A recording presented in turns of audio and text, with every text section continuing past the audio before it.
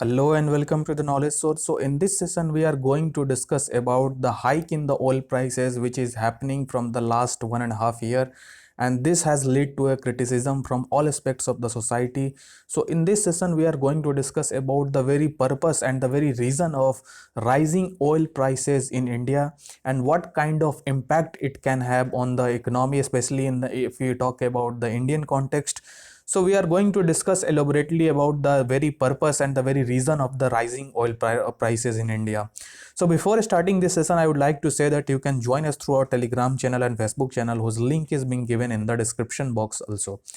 So as you know that the recently diesel and petrol prices in India has hit the high record, and it has almost touched the, if you are talking about the petrol prices, it has touched to the rupees 89 per liter in Delhi, and the prices of the diesel has been reached to the 86.30 per liter in Mumbai. So you can imagine the how sharp the rise of the oil prices in India has increased, and it has led to a various impact on different sectors of our India. So if you see, the rising prices of the petrol and diesel has led to a criticism from all aspects of the society, and opposition party is taking a jib on the government, the recent government who is in the power, taking about that why this price is increasing sharply and why government is imposing so much of taxes, leading to the different adversary impact on the economy of our country. So if we talk about the very reason why this rising oil prices in India, the first of all thing is that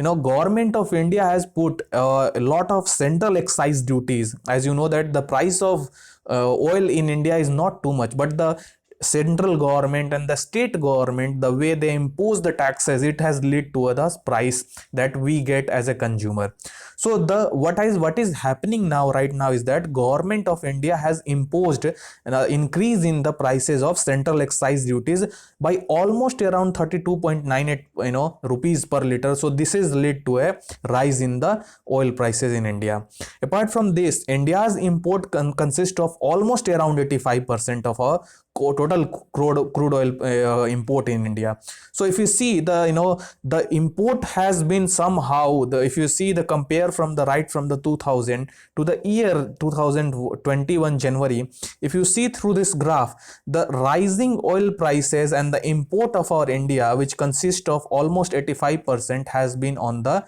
decline and the rising. If you compare it through the due to the COVID in last 1 year, what in 2000, as you know that the COVID-19 has impacted all aspects of our economy, and leading to this, what has happened at that time, that due to the blockage and due to the total lockdown, the economy was shut down, and because of that, the rising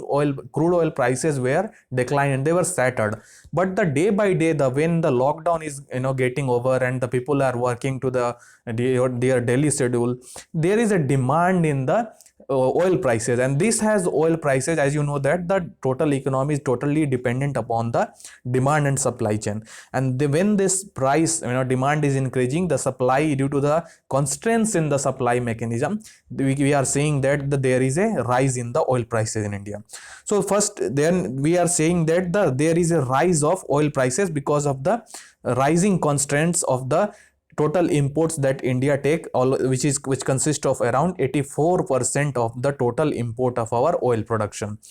There is also a decline in the domestic production oil, I mean, which has led to a different fall in the production from the western offshores of our India, like ONG is not producing as much what we are expecting, and the fall in the production from the onshore fields compared by the oil India has also led to the reduction in the which has led to the rise in the prices of oil in India. So a lot of factors has led to there is a rising oil prices, and as you know that the government of India is